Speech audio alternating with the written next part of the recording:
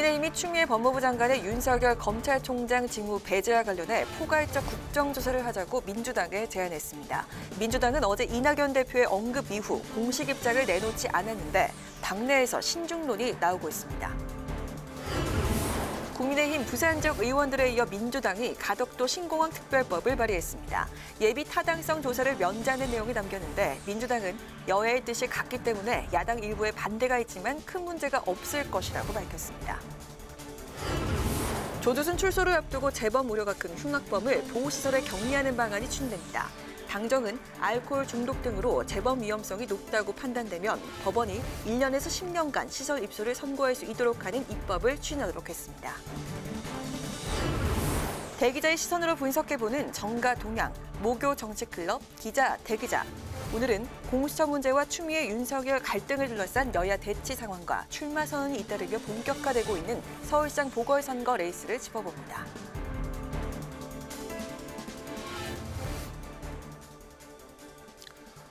네, 여러분 안녕하십니까? 11월 26일 의정 종합뉴스 뉴스엔 시작하겠습니다. 추미애 법무부 장관이 다음 달 2일 윤석열 검찰총장에 대한 징계위원회를 열겠다고 통보하면서 여야의 공방도 거세지고 있습니다. 민주당은 윤 총장의 징계가 적법하다며 압박 수위를 높였고 국민의힘은 추 장관과 윤 총장을 함께 국정조사하자고 요구했습니다. 김동길 기자의 보도입니다. 민주당은 윤석열 총장에게 제기된 혐의를 부각시키는 데 주력했습니다. 재판부 사찰은 명백히 불법이라며 윤 총장의 징계 절차는 검찰청법에 따라 적법하게 책임을 묻는 것이라고 밝혔습니다. 사법농단 사건 수사 중 압수한 판사 인사 자료를 활용한 정황도 경악스럽습니다. 수사를 위해 취득한 범죄의 증거물을 불법적인 사찰에 사용했다면 이것 또한 용납할 수 없는 일입니다.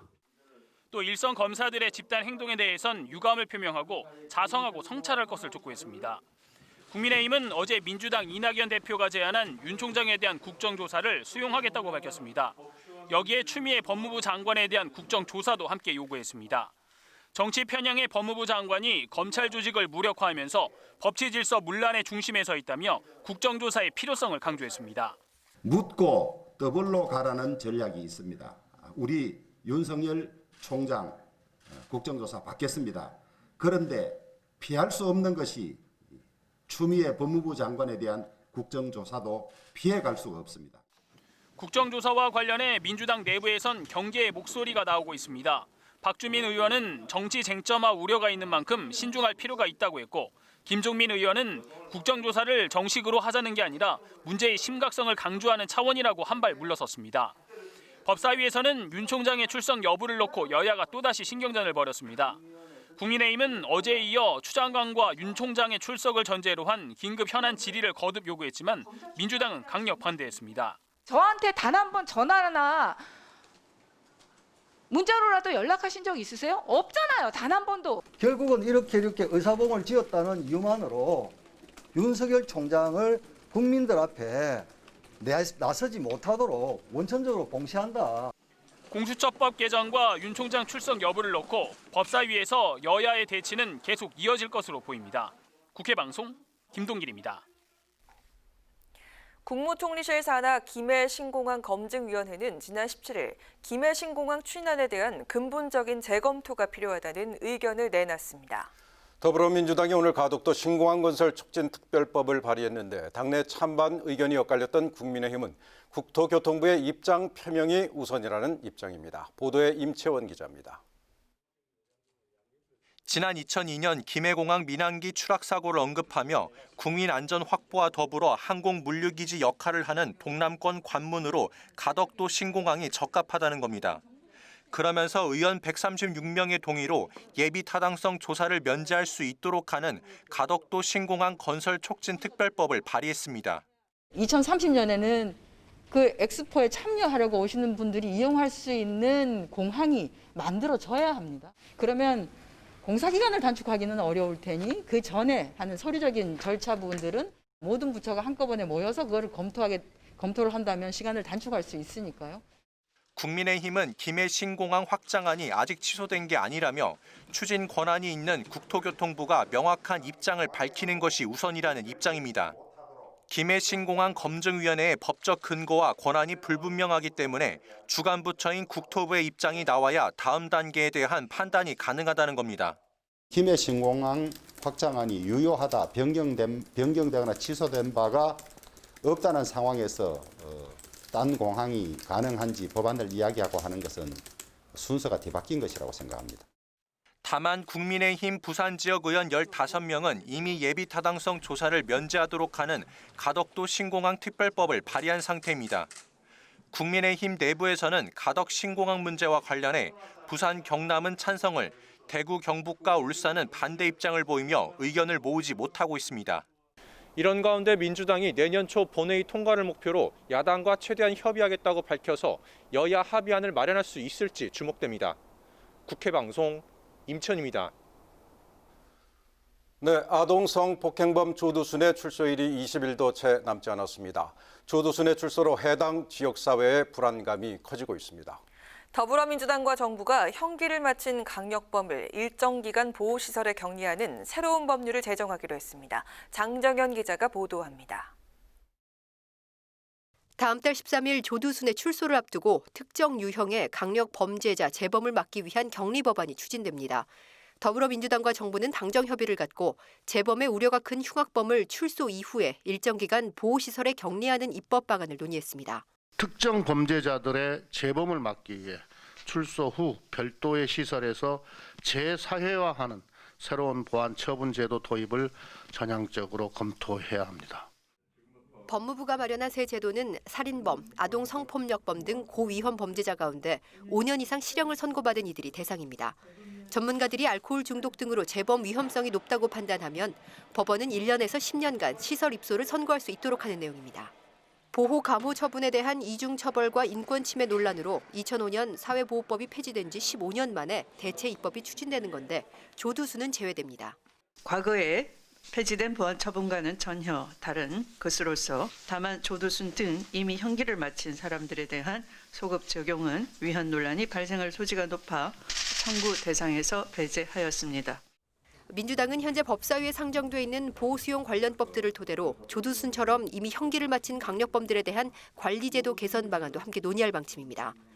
당정은 또 국민과 행정기관 간의 분쟁에서 국민들의 실질적인 권리 구제가 이루어질 수 있도록 의무 이행 소송을 도입하기로 했습니다. 의무 이행 소송은 국민의 신청을 행정기관이 위법하게 거부하거나 응답하지 않는 경우 법원이 해당 행정기관에 처분 의무를 부과할 수 있도록 하는 소송입니다. 국회방송 장정현입니다. 더불어민주당은 야당이 거부권을 행사하지 못하도록 공수처법 개정에 나서기로 했습니다. 오늘 여당 의원들만 참석한 가운데 법사위 소위가 열렸는데 공수처법 개정안 처리가 다음 주로 넘어갈 가능성도 있습니다. 예산안부터 먼저 처리한 다음 쟁점 법안들을 처리할 거라는 전망이 나오고 있습니다. 김세정 기자가 보도합니다. 공수처장 후보 추천위원회가 최종 합의 도출에 실패하자 민주당은 공수처법 개정 절차를 밟겠다고 예고했습니다. 국민의힘이 공수처 출범을 무산시키기 위해 공수처장 추천에 비토권을 행사하고 있다며 야당의 발목 잡기를 더 이상 용인하지 않겠다고 압박했습니다. 이제 민주당은 법사위 중심으로 법 개정안을 추진하지 않을 수가 없게 됐습니다. 가장 적합한 분이 추천될 수 있도록 합리적 절차를 마련하겠습니다. 공수처는 반드시 출범합니다. 민주당은 공수처장 후보 추천위의 의결 정족수를 기존 7명 중 6명 이상 찬성해서 3분의 2 이상 동의로 완화하는 방안을 유력하게 검토하고 있습니다. 민주당은 정기국회 회기안에 공수처법 개정안을 처리하고 연내 공수처를 반드시 출범시킨다는 목표인데 다만 공수처법을 당장 강행 처리할 경우 야당의 거센 반발로 국회가 파행될 가능성이 있어 처리 시점은 내년도 예산안 본회의 통과 이후로 늦춰질 것이란 전망이 나옵니다. 국민의힘은 법 취지에 맞게 야당이 동의하는 공수처장 후보를 선정해야 한다고 반발하고 있습니다. 하지만 상대적으로 의석수가 부족한 국민의힘은 민주당이 계획대로 법 개정을 추진하더라도 이를 현실적으로 막을 수 있는 방법은 없어 고민입니다. 이런 가운데 정의당은 공수처장 추천이 여야 합의로 다시 제대로 이뤄져야 한다고 강조했습니다. 김종철 대표는 상무위원회의에서 공수처의 중립성과 독립성이라는 가치를 지켜야 한다며 그렇지 않으면 정부 여당이 사실상 지명권을 가진 공수처가 될 것이라고 지적했습니다. 여야 합의 없이 민주당이 공수처법 개정을 계속 추진할 경우 여야 갈등 폭발로 정기국회의 파행 가능성도 적지 않아 보입니다. 국회방송 김세정입니다.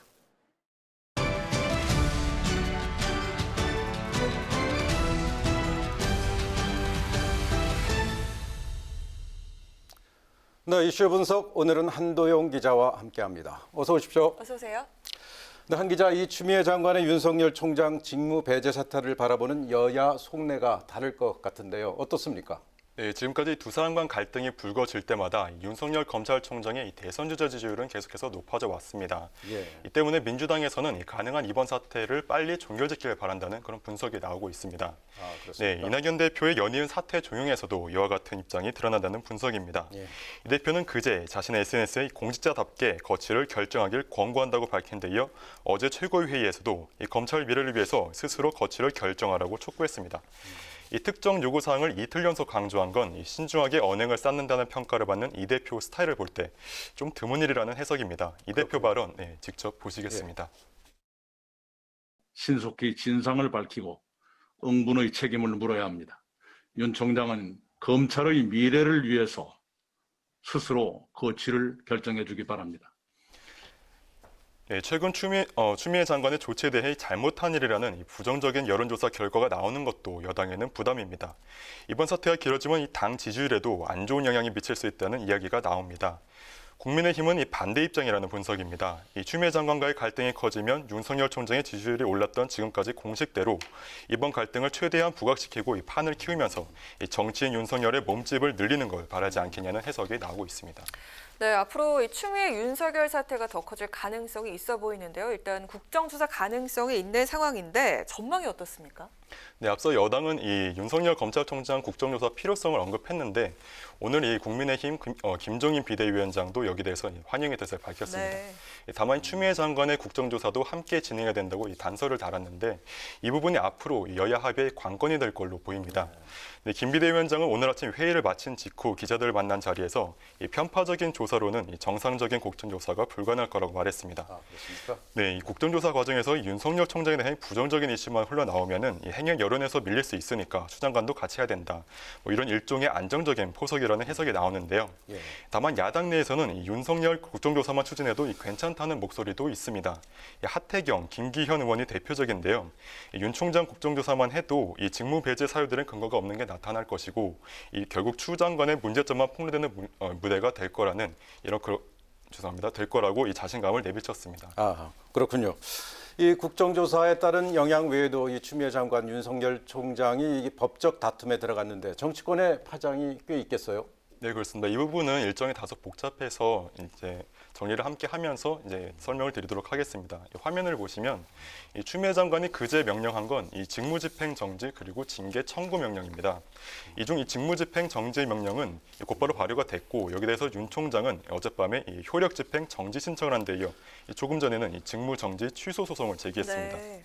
이 효력집행 정지 신청은 일단 1심에 나오기 전까지는 이 검찰총장 직무를 임시로 계속하게 해달라는 거고요. 그리고 직무정지 취소 소송은 이 추 장관 결정을 무효화해달라는 겁니다. 예상하실 수 있겠지만 이 효력집행 정지 신청 결과가 더 빨리 나옵니다. 간단한 사건일 경우에는 일주일 안에도 나오는데 이 헌정사상 초유 사태인 만큼 이 법원도 신중히 결정을 내릴 거라는 분석입니다. 그래도 올해 안에는 이 결정이 날 거라는 전망입니다. 문제는 법원이 이 효력 집행 정지에서 윤석열 총장의 손을 들어줄 경우입니다. 추 장관이 직무집행 정지를 명령한 근거들의 이 타당성을 법원이 따지는 만큼 여당으로서 어느 정도 이 부담이 될 거라는 전망입니다. 아, 그렇군요. 네, 여기서 끝이 아닙니다. 이 추 장관이 추진하는 게 하나 더 있는데요. 바로 징계 청구 명령입니다. 이 검사 징계법에 따라서 이 문제가 있는 검사에 대해 해임, 면직, 감복 같은 이 처벌을 내리는 건데 이건 효력이 바로 나오는 건 아니고 이 징계심의위원회 절차를 거쳐야 되는데 이 위원회 날짜가 다음 달 2일입니다. 여기서 과반수 찬성으로 의결이 되면은 이 법무부 장관 제청으로 대통령이 집행을 하게 되는데 윤 총장은 여기에 대해서도 이 징계 취소 소송으로 끝까지 맞설 수는 있습니다. 네. 네, 정리하면은 이 가장 가깝게는 이 효력 집행 정지 신청, 또 멀게는 직무 정지 취소 소송, 마지막으로 징계 취소 소송 가능성까지 이 추 장관과 윤 총장이 이 제시한 각각의 근거들에서 이 법원의 판단이 앞으로 나올 텐데 이 정치권에는 이 상당한 파급이 미칠 것으로 예상됩니다. 네, 이슈 분석 여기까지 듣겠습니다. 한동현 기자 수고했습니다. 수고했습니다. 국회 외교통일위원회에서는 이인영 통일부 장관의 코로나 백신 나눔과 연평도 포격 10주기의 남북 경협을 강조한 발언을 두고 야당의 질타가 쏟아졌습니다. 여당은 미국 바이든 행정부 출범에 따른 남북미 관계와 북핵 문제 해결 등을 위한 우리 정부의 준비를 점검했습니다. 박지영 기자가 보도합니다. 야당은 이인영 통일부 장관이 국민 정서는 고려하지 않은 채 대북 지원에만 몰두하고 있다고 비판했습니다. 확보되지도 않은 코로나 백신을 북한에 나눠주자 하고 연평도 포격 10주기엔 나라를 지킨 국군 전사자를 추모하기보다 경제인들과 만나 남북 경협을 강조한 건 부적절했다는 겁니다. 이 나라를 지키다가 전사했는데 목숨을 잃었는데 남북 경협이라는 게 뭡니까? 북한에 돈 지원해 주자는 얘기 아니겠습니까? 우리 국민의 정서에 맞다고 생각하십니까, 장관님? 이인영 장관은 코로나 백신 나눔은 북한 정권이 아닌 북한 주민을 위한 것이라고 밝혔고 연평도 10주기 경협 논의 논란에 대해선 공교롭게 날짜가 겹친 것이라고 해명했습니다. 다른 자리에서 연평도 관련한 그 10주기 그 추모의 염을 표했다는 점은 그래도 좀 참작해 주시기 바랍니다. 여당은 미국 바이든 행정부 출범에 따른 남북 관계와 북미 관계에 미칠 영향을 점검했습니다. 바이든 정부를 이끌어갈 외교안보팀의 새 북핵 정책에 맞춰 우리 정부도 철저히 준비해달라고 주문했습니다. 김정은 위원장과의 만남의 조건을 북핵의 핵 축소를 조건으로 달았거든요. 그 입장에는 변화가 없다고 보시는지. 여야는 재정 30년 만에 손질을 앞둔 남북교류협력법 개정안을 두고 이견을 보였습니다. 북한 주민과의 접촉 신고를 간소화하는 게 쟁점인데 여당은 간소화의 필요성을 강조한 반면 야당은 대북 제재 위반 소지를 정부가 제공할 수 있다고 우려했습니다. 통일부가 앞장서서 이런 거는 폐지를 해야죠. 이게 어느 때 어느 구닥다리 제도인데 이런 거 가지고 무슨 직접적인 위협도 없는 거를. 대북 제재에 위반될 수 있는 상황을 정부가 만들어줄 수 있는 그런 위험성도 나올 수 있는 것이 아닌가 이런 지적이 나오고 있습니다.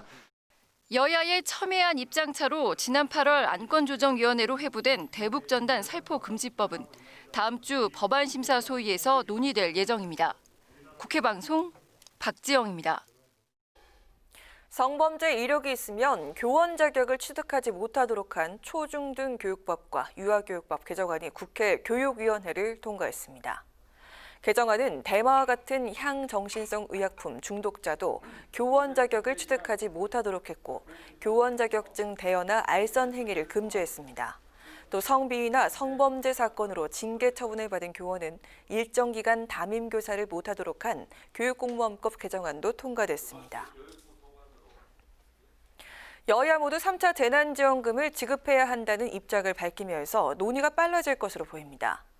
더불어민주당과 국민의힘은 선별 지원 방식에는 공감대를 형성했지만 재원 마련을 놓고 민주당은 예비비 활용을, 국민의힘은 한국판 뉴딜 예산 삭감을 주장하면서 입장차를 보이고 있습니다. 정의당은 모든 국민에게 30만 원씩 3차 재난지원금을 지급하고 내년도 본 예산 편성이 어려우면 5차 추경을 고려해야 한다고 주장했습니다. 박병석 국회의장은 우즈베키스탄을 비롯한 중앙아시아 4개국 외교장관과 대사를 만나 코로나19 대응과 교류 협력 강화 방안에 대해서 논의했습니다. 박 의장은 코로나19 대응을 위해 국제적 연대와 협력이 필수적이고 한국은 치료제와 백신의 공평한 분배를 위해 국제적 노력을 아끼지 않겠다고 강조했습니다. 또 문재인 정부의 신북방 정책에 따라 한국과 중앙아시아 국가 간의 관계가 더욱 발전될 것으로 확신한다며 각국에 진출해 있는 한국 기업의 어려움을 잘 도와달라고 말했습니다.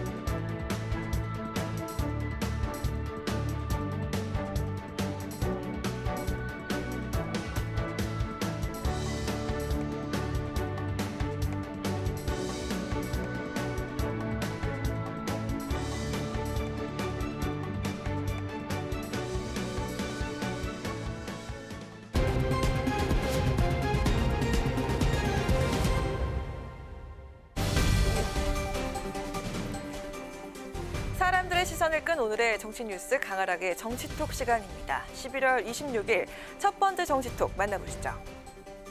현직 검찰총장의 직무정지라는 사상 초유의 상황이 벌어지면서 정치권 안팎으로 후폭풍이 만만치 않습니다.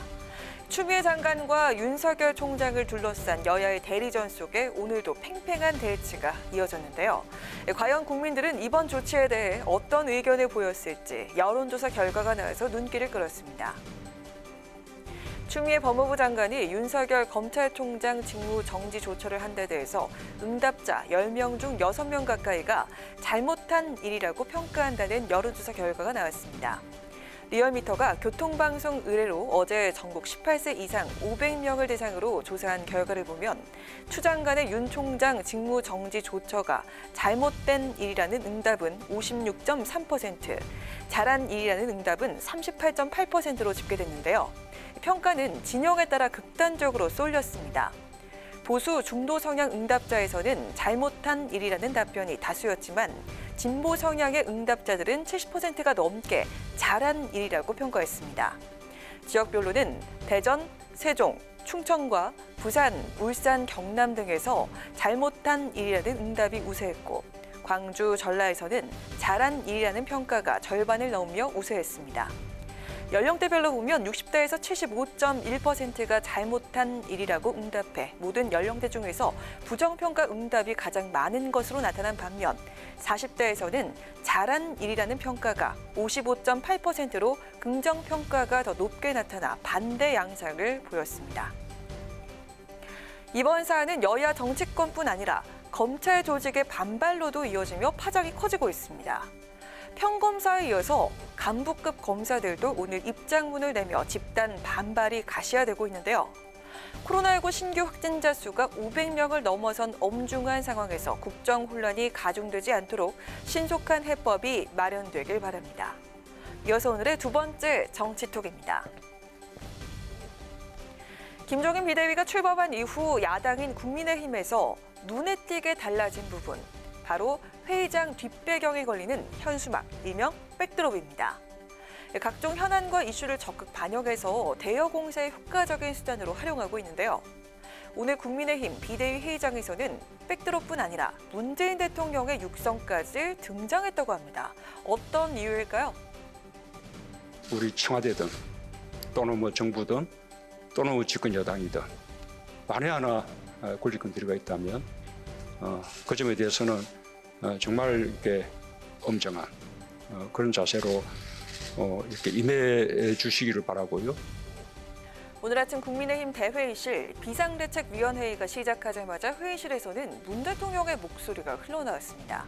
바로 지난해 7월 25일 신임 검찰총장 임명장 수여식 당시 문 대통령이 윤석열 검찰총장에게 했던 당부의 말이었는데요. 그로부터 1년 4개월이 지난 지금 추미애 장관이 윤 총장에 대해 직무 정지 조치를 내리자 달라진 문 대통령과 여권의 태도를 부각시키기 위해서 준비를 했다는 것이 국민의힘 측 설명입니다. 한편 오늘 지도부가 앉은 회의실 뒤편에는 문 대통령이 7년 전에 트위터에 올린 글도 함께 걸렸습니다. 최동욱 당시 검찰총장이 혼외자 의혹으로 사의를 표명한 직후 박근혜 정부의 최동욱 전 검찰총장 찍어내기를 지적했던 내용인데요. 그때 문 대통령이 비판했던 검찰총장 찍어내기가 현재 윤석열 총장에게도 재현되고 있다는 걸 비판하기 위한 의도로 해석됩니다. 문 대통령의 1년 전 동영상과 7년 전 SNS 글까지 소환한 국민의힘 지도부는 이번 윤 총장 직무 배제 사태와 관련해 대통령의 입장 표명과 결자 해지를 촉구했습니다. 하지만 청와대는 대통령의 의견 표명이 자칫 암묵적 가이드라인으로 작용할 수 있다며 침묵을 이어가고 있는데요.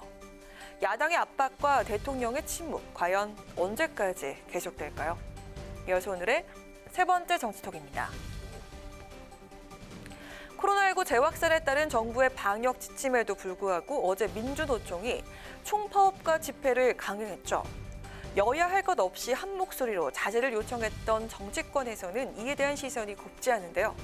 오늘 여당에서는 민주노총에서 아예 민주를 빼라는 작심 비판까지 나왔다고 합니다.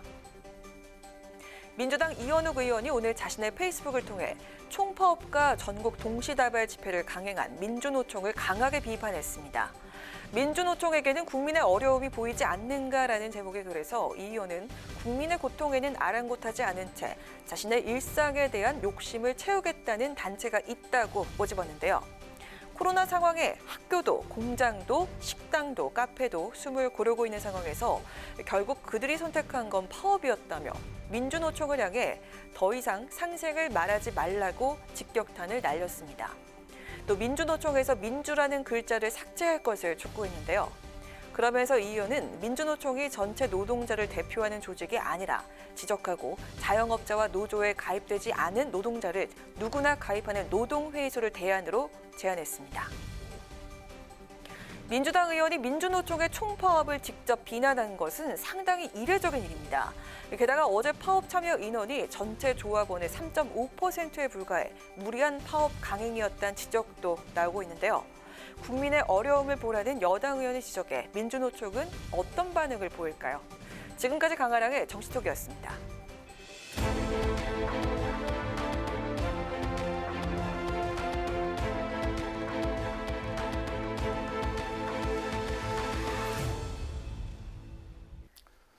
네, 정치권 동향을 대기자의 시선으로 짚어보는 목요 정치클럽 기자 대기자 시간입니다. 오늘도 최병묵 TV조선 해설위원, 성한용 한겨레신문 선임 기자와 함께하겠습니다. 어서 오십시오. 어서 오세요. 안녕하세요. 네, 본격적인 주제로 들어가기 전에 이 사안부터 좀 짚겠습니다. 헌정사상 초유의 검찰총장 직무 배제, 추미애 장관과 윤석열 총장의 갈등이 극한으로 치달으면서 정치권 안팎으로 후폭풍이 거센데요. 먼저 송 기자님, 이 여야의 움직임이나 전국 파장 어떻게 보십니까? 예, 뭐 상당히 놀라운 일이죠. 이게 이제 문재인 대통령 스타일은 아닌 것 같아요. 추미애 장관 스타일이죠. 이렇게까지 이제 거칠게 뭐라고 했죠. 이제 왜 그러냐면 청와대 당국자들이나 이제 민주당 의원들의 예상은 윤석열 총장은 임기가 있는 사람이고, 뭐 문재인 대통령이 임기 전에 뭐 해임시키거나 그럴 생각은 별로 없고, 다만 이제 그 법의 테두리 안에서 이렇게 추미애 장관이 이제 적절한 수준의 이제 뭐 조율이라고 할까요? 민주적 통제 정도를 이렇게 가하면서 가는 이런 생각을 했던 것 같은데, 직무 배제하고 징계 청구, 지금 이대로 가면 다음 주에 징계까지 할 것 같거든요. 그래서 이게 문재인 대통령의 뜻인지는 잘 확인이 안 되고요. 이낙연 대표를 비롯해서 민주당 의원들도 약간 좀 뭐 겉으로는 추미애 장관이 옳다 하면서도 좀 이렇게 당황하는 기색을 좀 감추지 못하고 있는 그런 측면이 좀 있습니다. 그래서 지금 이게 이제 법원에서 최종적으로 이제 가처분 신청에 대한 결정 우선 해야 되고요. 그다음에 최종적으로 소송이 이제 윤석열 총장이 냈기 때문에 이런 걸 결론을 낼 텐데, 원래 이제 대통령의 정치적 리더십으로 풀어야 되는 문제가 이제 법원 심판 대상으로 넘어갔다, 이런 측면에서 뭐 좀 이렇게 바람직한 모습은 아닌 것 같습니다. 최 의원님. 이게 특히 법무부 장관과 검찰총장이라고 하면 사실은 법을 다루는 사람들, 법을 다루는 행정기관의 수장들이잖아요. 검찰총장은 뭐 검찰청이라고 하는 그 검사 사무의 총괄 지휘자란 말이죠. 그리고 이제 검찰 업무 전반에 대한 총괄 지휘자는 법무부 장관이고, 그러니까 사실은 직무 정지가 이루어진다든가 뭐 그러면은 법을 다루는 사람들이기 때문에 법적인 근거를 가지고 모든 행위가 있어야 된다고 보거든요. 그런데 지금 추미애 장관 같은 경우는 이 직무정지의 근거로 6가지를 들었는데, 그 부분에 관해서 마침 오늘 한겨레신문 선임 기자님 나오셨으니까 한겨레 TV라는 게 있습니다. 그 안에 보면 오늘 그 정리를 아주 잘 해놨더라고요. 법조계 의견을 물어보니 뭐 하는 게 정리를 해놨던데, 거기에 보면 법조계 의견 중에서 이 직무정지가 과연 법적인 근거가 명확하냐 하고 얘기하는 사람들이 없어요. 거기에 보면. 그렇습니까? 그럴 정도로 제가 보건데 뭐 다른 데에서는 뭐 얘기할 것도 없고요. 그렇게 따지면 이 법률적 근거를 추미애 장관이 명확하게 지금 설명을 못 하고 있는 상태에서, 다만 뭐 판사 사찰 뭐 이런 표현을 쓴 부분이 있잖아요. 그 부분을 아직 공개하지 않은 게 있다, 이렇게 얘기는 하고 있지만, 실질적으로 어떤 근거로 그 6가지 근거는 얘기는 했는데 그에 대해서 정확하게 그 사실관계의 뒷받침이 안 된다 이거죠. 그래서 이제 검사장들이나 고검장들이나 이런 반발이 있는 것 아닌가 싶은 생각이 들어서 참 저는 안타깝다는 생각이 듭니다. 그러니까 지금이라도 법률에 근거해서 뭐 직무정지든 뭐든 간에 좀 입각해서 그 지휘를 해줬으면 좋겠다. 이런 희망을 얘기해 봅니다. 근데 이게 법대로 하는 게 꼭 좋은 거는 아니에요. 사실은 장관은 정무직 공무원입니다. 대통령도 이제 물론 정무직 공무원이고요. 근데 검찰총장은 이제 검사죠. 그래서 이런 경우에 정치의 영역이 좀 필요한 거거든요. 꼭 이렇게 국민 앞에 장관하고 총장이 이렇게 정면 충돌하는 걸로 비치는 것도 좋은 일은 아니고요. 정치가 자꾸 실종되고 뭐 법대로 하자 이건 그 좀 시정 바닥에서 하는 얘기지. 고위공직 특히 여권 안에서 이렇게 이제 법대로 하는 이런 모양새로 치닫는 게 모양이 뭐 좀 썩 좋은 건 아닌 건 사실인 것 같습니다. 알겠습니다. 네, 이어서 또 짧게 짚어보도록 하겠습니다. 어제 이낙연 대표가 윤석열 총장에 대한 국정조사도 거론을 했는데요.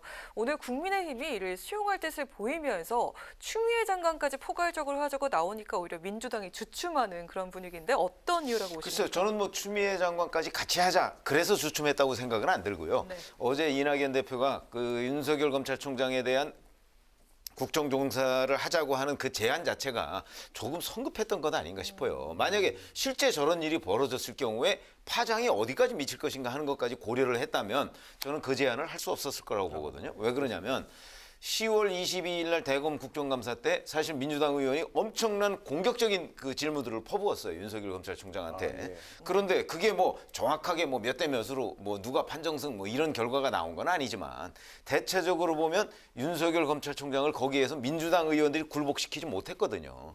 그렇다면 국정조사에서도 저는 비슷한 현상이 있을 가능성이 있다고 보거든요. 그렇기 때문에 이낙연 민주당 대표의 국정조사 제안이 조금 성급했던 것 아닌가. 그래서 오늘 국민의힘이 그걸 받아들였잖아요. 받아들이고서 추미애 장관도 같이 하자. 뭐 이거는 만약에 추미애 장관 부분을 빠지더라도 저는 국민의힘이 윤석열 검찰총장 국정조사 받을 거라고 보거든요. 그렇게 된다면 오히려 민주당이 이거를 다시 걷어들여야 되는 그런 모양새가 되지 않을까 이렇게 예상이 됩니다. 오히려 패착이 될 수도 있다. 그렇죠. 이게 이제 그 이낙연 대표가 자가격리 상태에서 한 발언입니다. 그래서 현장에 나와서 발언할 때하고 좀 다르다고 그래요, 맥락이. 그래서 이제 진상 규명을 하자 이 말을 하면서 뭐 국정조사도 가능하고 모두 가능하고 이제 이렇게 얘기를 했는데 최종적으로 전날은 이제 국정조사를 하자는 걸로 정리가 됐는데 오늘 이제 민주당에서 많이 주워 담았어요. 꼭 국정조사를 하자는 게 아니다. 이렇게 얘기를 했고요. 그래서 뭐 여당이 지금 절대 다수 의석을 가지고 있기 때문에 국정조사에 대해서 별 뜻이 없는 걸로 오늘 확인이 됐기 때문에 국정조사는 진행되지 않을 걸로 이렇게 전망하면 될 것 같습니다. 네, 자 그럼 오늘의 첫 번째 토크 주제로 들어가 보겠습니다. 오늘 먼저 최 의원님. 네, 어제 박병석 국회의장이 제안해서 사실은 공수처장 추천위원회를 다시 열었지 않습니까? 그런데 거기서도 또 결론을 못 냈어요. 그래서 앞으로 이제 여당은 공수처법을 개정을 해서라도 이 부분을 공수처를 꼭 출범을 시키겠다 이렇게 얘기를 하고 있기 때문에 이 문제를 오늘 첫 번째 주제로 다뤄보자 이렇게 제안을 했습니다. 네, 뭐 말씀하신 대로 박병석 의장 중재로 재소집된 공수처장 후보 추천위가 어제 4차 회의에서도 결국 후보 선정에 실패했습니다. 야당 측 위원들이 검사 2명 조합을 고수한 것으로 전해졌는데요. 이번 4차 회의 과정과 결과 어떻게 보셨습니까? 지금 이제 여당 측에서는 저렇게 주장을 하고 있지만 야당 측에서는 여당도 자기들이 제안을 전혀 융통성을 보이지 않았다 또 이렇게 얘기를 하고 있거든요. 그래서 정확하게 저 소위에서 무슨 일이 벌어졌는지 추천위원회에서 그거는 사실 지금 분명하게 드러나 있지는 않다는 것을 제가 전제로 하고 말씀을 드리면 사실은 이게 어찌 보면 여당 측 의원이 4명이잖아요. 법무부 장관, 법원행정청장까지 포함해서. 그리고 변협 회장이 있고 야당 측이 2명이 있단 말이죠. 이런 조합으로는 한 두세 번 내지 서너 번 만나서 이 문제에 대한 결론이 날 것이다. 전 처음부터 그렇게 예상을 안 했어요. 그렇기 때문에 제가 보기에 이 문제는 지금 현재 이제 3명씩 여야 3명씩 그다음에 변협도 3명을 추천했잖아요. 이런 식의 추천 방식을 가지고서는 아마 결론이 안 날 가능성이 매우 높겠다. 우선 여당이 추천한 사람은 야당이 무조건 반대하고 야당이 추천한 사람은 여당이 무조건 반대하는 이런 구조를 가지고서는 곤란하다는 그런 생각을 하게 되고 그렇죠. 그렇기 때문에 여기에서 뭔가 변협이나 또는 추천하지 않은 사람 가운데에서도 합의를 이룰 수 있는 과정 또는 그런 제도 뭐 이런 것들이 좀 필요하지 않나 그런 융통성이 좀 발휘돼야 하지 않겠나 이런 생각을 하게 됩니다. 법원행정처장을 여당 사람이라고 보는 건 좀 그렇게 보기는 어렵고요. 변협 회장도 물론 그렇습니다. 그래서 이건 이제 법원행정처장이라든가 대한변협회장이 추천하는 분들 중에 좀 그 무난한 인물, 정치적 색깔이 좀 옅은 분들을 해도 될 것 같은데, 아무튼 여당 쪽에서 보기에는 야당이 지금 거부권을 행사하는 건 좋은데 공수처장에 대한 거부권을 준 거지 공수처 출범에 대한 거부권을 준 건 아닌데, 이걸 공수처장 후보 추천을 핑계로 공수처 자체를 지금 헌법재판소 최종 결정이 나올 때까지 거부하겠다는 것 아니냐. 이래서 이제 더 이상 회의를 안 하겠다 이제 이러고 있습니다. 엘리트 법조인들끼리 모여서 무슨 검사 출신이다 아니다 이런 프레임 가지고 싸우는 게 너무 좀 실망스러워요. 법조인 중에 뭐 검사 출신이면 다 뭐 검찰 편입니까? 그렇지도 않은데 이런 아쉬움이 있고요. 다행히 이제 아직은 공수처법 개정이 안 됐습니다. 그래서 지금부터라도 여야 사이에 좀 얘기를 좀 다시 하고 해서 좀 합의를 이뤘으면 참 좋겠다 이런 소망이 좀 있습니다. 근데 이런 것이죠. 이제 법원행정처장을 여당 사람으로 분류하기 어렵다 이렇게 말씀을 하셨는데 그건 제가 이의가 있습니다. 잘 아시지만 김명수 대법원장은 문재인 대통령이 임명했잖아요.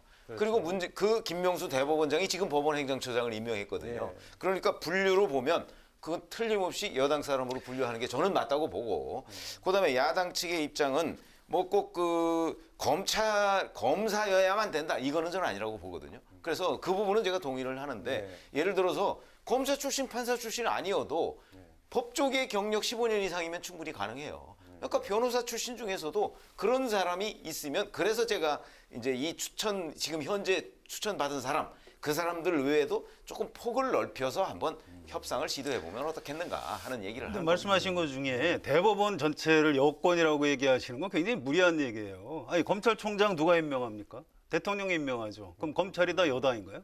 그렇지 않은 거예요. 그건 여당이다 야당이다가 아니고 헌법상 성향을 분류할 때 그렇다는 거죠. 법률적으로 헌법상 임명권이 대통령한테 있는 거지. 아니 사법부를 여권이라고 하면 우리나라 판사들이 얼마나 모욕감을 느끼겠어요. 아니 사법부가 아니고요. 법원행정처장을 얘기하는 겁니다. 법원행정처가 사법부 안에 있는 조직입니다. 이건 그거는 여기서 얘기할 건 아니고 어떻게 사법부 전체를 여권이라고 표현을 하세요? 아니죠. 그거는 대법원장이 임명한 법원행정처장이라고 제가 말씀드렸잖아요. 지금 대법원장이 여당 사람인가요? 문재인 대통령이 임명한 사람 아닙니까? 검찰총장도 문재인 대통령이 임명했어요. 그런데 문재인 대통령의 기대를 저버린 거죠. 이 문제는 여기서 그냥 그렇죠. 네. 다음 주제로 넘어가서요. 민주당은 또 어제와 오늘 법사위 법안 심사 소위를 단독으로 가동을 했는데 예고를 했던 것처럼 곧바로 공수처법 개정안 의결 절차에는 들어가지 않았는데 이걸 속도 조절에 들어갔다고 봐야 할까요? 어떻게 봐야 될까요? 부담스럽죠. 여당이라고 해서 이거 일방적으로 하고 싶겠습니까? 바로. 그래서 이제 국민들한테 설명도 좀 해야 되고요. 끝까지 정치적인 노력을 더 하지 않을까 이렇게 예상이 됩니다. 그래서 사실 뭐 공수처라는 게 법 만들 때는 이제 여당에서 패스트 트랙으로 해서 불가피하게 만들었지만 지금이라도 공수처장 임명을 해서 야당을 잘 설득해서 나가는 게 옳다고 봐야 되겠죠. 네, 언제쯤 처리가 될 것으로 보입니까? 글쎄요, 일단은 뭐 다음 주로 밀어놨는데 제가 보건대는 오히려 여당 내에서도 반대 의견이 나오고 있습니다. 일부지만. 그래서 그런 점을 뭔가 좀 정리하고 여당 내의 의견을 통일한 가운데에 이 문제를 처리하고 또 야당에 대한 압박 뭐 이런 것까지도 함께 고려한 조치가 아닌가 싶습니다. 네. 또 국민의힘은 공수처법 개정에 총력 저지하겠다는 그런 입장인데요. 대응 카드가 많지는 않아 보이는데 장외 투쟁은 코로나 상황 때문에 현실적으로는 좀 어렵게 보이고요. 국회 보이콧이 거론이 되고 있는데 이게 효과가 있을까요? 효과 없죠. 야당이 장외 투쟁하다가 네. 총선에서 그렇게 참패했는데 장외 투쟁 카드 쉽게 뽑을 것 같지는 않습니다. 뭐 올바른 태도는 아니죠. 그렇게 선택하는 게. 네, 어떻게 보십니까? 글쎄요, 이게 이제 소극적인 투쟁 방법 아니겠습니까? 국회 보이콧이라는 거는 아마 지금 민주당으로서는 국민의힘이 국회 보이콧을 하면 이 문제를 가지고서 뭐 잘됐다 싶어서 아마 단독 처리 그동안에 그런 사례들이 굉장히 많이 있었지 않습니까? 그럴 거기 때문에 제가 보기엔 국회 보이콧은 아마 차선의 선택지일 것이다. 그래서 보다 적극적인 방식의 저지. 근데 뭐 방법이 많지는 않습니다만 장외투쟁도 좀 어려운 형편이고 그러나 국회 내에서 뭐 여러 가지 방법이 있지 않습니까? 뭐 1인 시위를 한다든가 뭐 이런 정도의 어떤 그런 방식으로 조금 더 적극적인 방식의 저지 투쟁에 나서지 않을까 이렇게 예상을 하고 있습니다. 네, 이 공수처 문제, 추미애, 윤석열 갈등까지 연말 정국이 블랙홀에 빠지는 모습인데요. 여야 대치가 어떤 파장으로 이어질지 좀 더 지켜봐야겠습니다. 이번에는 성 기자께서 발제해 오신 주제 어떤 내용이죠? 예, 서울시장 보궐선거가 이제 4월 7일인데요. 내년 아직 멀었죠. 그런데 전국 선거이기 때문에 지금부터 벌써 이제 슬슬 가열되고 있는 것 같고요. 초반에 어떤 구도 이게 어떻게 형성되고 있는지 살펴볼 필요가 좀 있는 것 같습니다. 네, 아직 초반전이긴 합니다만 이번 서울시장 보선의 경우 특히 여성 후보들의 약진이 눈에 띕니다. 역대 선거에서도 여성 후보들의 서울시장 도전이 계속 이어져 왔지만 번번이 실패했는데요. 이번엔 좀 상황이 다를까요? 예, 아무래도 이제 박원순 전 시장, 오거돈 전 시장 이런 분들이 물러나면서 이루어지는 거기 때문에 어떤 그런 남성이냐 여성이냐 이런 게 일정한 영향을 줄 수밖에 없을 겁니다. 그리고 사실은요, 서울시장만 여성이 광역단체장을 못한 게 아니고 1995년 이후에 지금까지 한 명도 없었어요. 광역단체장이. 그래서 사실은 여성이 한번 광역단체장 할 때가 되긴 됐습니다. 그런데 또 정치가 현실이에요. 여론조사를 해보면 실제 유권자들은 남성, 여성에 별로 관심이 있는 건 아닌 것 같습니다. 지금 박영선, 나경원 이런 분들이 중진 정치인이고 역량이 있는 정치인이니까 평가를 받는 거지 그분들이 여성이라서 또 평가를 받는 건 아니라고 그래요. 그래서 여야 내부를 좀 들여다보면 여성이라서 우리가 꼭 우대해야 된다 이런 분위기보다는 누구를 내보내야 이길 수 있느냐 이쪽에 좀 더 관심이 많은 것 같습니다. 네. 네. 그렇죠. 지금 말씀하신 대로 사실은 이번 이 두 개의 보궐선거가 서울과 부산 이게 사실은 박원순, 오거돈 두 전 시장의 성 관련 의혹 혐의로 보궐선거가 된 거란 말이죠. 그렇죠. 그러다 보니까 이제 성 관련 의혹과 관련한 일이 다시 재발하지 않기 위해서는 남성보다는 여성이 낫지 않겠느냐. 아마 각 정당에서 그런 기대를 하고 있는 것 같아서 여성 후보들이 특히 눈에 띄는 선거가 바로 이번 선거예요. 그래서 사실은 오래 남은 것 같지만 12월 초에 예산안만 통과되면요, 저는 바로 보궐선거 국면으로 넘어갈 수 있다고 봅니다. 5개월밖에 남지 않았어요. 그렇기 때문에 더군다나 지금 일부는 과거와는 좀 다른 방식의 경선 룰을 선택하겠다 이런 얘기가 많잖아요. 그건 시간이 좀 많이 걸리거든요. 그렇게 따지면 아마도 12월부터 조기에 어떤 경선 국면이 진행되지 않을까. 그런데 거기에서 제가 말씀드렸듯이 바로 여성 후보가 과거 어느 때의 선거보다도 눈에 띄는 것은 바로 이 보궐선거를 촉발한 원인, 그것 때문이다. 이렇게 생각을 합니다. 네, 성 기자께서 아까 박영선 장관과 나경원 전 의원 이야기를 해주셨는데요. 또 여기에 추미애 장관까지 서울시장 후보로 거론이 되고 있는데 세 사람 다 실제로 출마할 가능성이 있다고 보십니까? 저는 박영선 중소벤처부 장관 같은 경우는 그동안 여론조사나 이런 데 보면은 상당히 수위권에 들어가 있어요. 그렇죠. 그다음에 나경원 전 의원도 마찬가지고요. 이제 그런 부분들이 앞부분에 있고 근데 이제 추미애 장관 부분을 물어보셨는데 추미애 장관은 얼마 전 국회에서 본인이 직접 얘기를 했죠. 검찰 개혁을 전념하겠다는 완수할 때까지라는데 물론 그게 언제까지인 거는 모르겠으나 대체적으로 공수처 출범이나 또는 아니면 윤석열 검찰총장 문제를 이제 완결 지어놓는 그 시점이라고 생각을 한다면 그 가능성도 전혀 닫혀 있다 이렇게 보기는 어렵죠. 다만 이번 사태에서 보여준 어떤 추미애 장관 스타일에 대한 서울 시민의 의견 이런 것들이 아마 본인의 출마 여부와 매우 밀접하게 관련이 있지 않을까 이렇게 생각합니다. 네, 어떻게 보십니까? 저는 이제 직업이 기자거든요. 이제 기자는 취재를 합니다. 그러니까 정치 평론하는 분들하고 좀 약간 차이가 있어요. 그러니까 제가 어느 게 옳다 이런 차원이 아니고 제가 취재한 바에 따르면 이걸 좀 전해드릴게요. 박영선 장관은 다 서울시장 나올 걸로 생각하지만 본인이 결심을 아직 못했다고 합니다. 정부의 장관직으로 몸담고 있으면서 대통령이 이렇게 고생하시는데 선뜻 서울시장 내가 나가겠다 이렇게 말을 못 꺼내고 있는 것 같다고 그래요. 아직도 출마 여부 결정되지 않았다 이렇게 보시면 되고요. 추미애 장관은 민주당 의원들 얘기는 서울시장이 아니라 대선 주자 쪽으로 좀 더 가능성이 높은 것 아니냐 이렇게 보는 것 같습니다. 공수처 출범이라든가 윤석열 검찰총장 징계 이런 것들 검찰 개혁 임무를 완수하고 대선 후보 경선에 뛰어드는 것 아니냐 이런 관측이 좀 더 많은 것 같고요. 나경원 전 원내대표가 사실은 좀 고전 중입니다. 그쪽 보수 정당이라서 그런지 나경원 전 대표 굉장히 훌륭한 정치인인데도 당내 평가 이런 건 썩 그렇게 높지는 않다고 그래요. 그래서 지금 국민의힘만의 여성 후보들 굉장히 그 좋은 분들이 많이 뛰고 있는데 실제 서울시장 후보가 될 수 있을지 잘 모르겠습니다. 네. 국민의힘에서는 그 서울시장 출마 선언이 잇따르고 있지만 당 내부에서는 대선 주자급의 출마를 촉구하는 목소리가 여전합니다. 현재까지 출사표를 던진 후보들로는 승산이 없다. 이렇게 보는 걸까요? 예, 그런 전망이 있습니다. 이것도 이제 약간 취재를 바탕으로 간추려서 말씀드리면 당내 주자 중에서는 좀 당원들이 나와줬으면 하는 사람이 유승민 전 의원인데 이분은 나는 정치 그렇게 안 했다 이렇게 얘기를 했기 때문에 말을 그렇게 할 정도면 이제 서울시장은 안 나온다고 봐야 됩니다. 또 오세훈 전 서울시장은 반대예요. 이분은 나는 배가 고파도 종자를 먹어서는 안 된다. 그래서 곧장 대선 쪽으로 가는 것처럼 얘기하지만 인지도가 워낙 높기 때문에 당내에서 좀 분위기를 잡아주면 서울시장이 아직도 생각이 있는 걸로 그렇게 취재가 되고 있습니다. 그래서 이제 당내 주자들 다른 분들 경선해가지고는 승산이 좀 낮으니까 당 밖에 그러니까 2011년에 민주당처럼 2011년 민주당에서 박원순 무소속 후보, 민주당의 박영선 후보, 민주노동당의 최규호 후보 이렇게 세 사람이 경선을 한 적이 있거든요. 그래서 이번에는 반대로 현재 야권에서 국민의힘에서 1차로 후보를 뽑고 당 밖에 있는 안철수, 금태섭 이런 분들하고 2차 경선을 해서 좀 몸집을 키우는 게 어떠냐 이런 아이디어가 있는데 그렇게 생각만큼 쉽게 될 것 같지는 않고 또 김종인 위원장이 좀 너무 부정적입니다. 그래서 이런 것들을 좀 돌파를 해야 가능할 것 같습니다.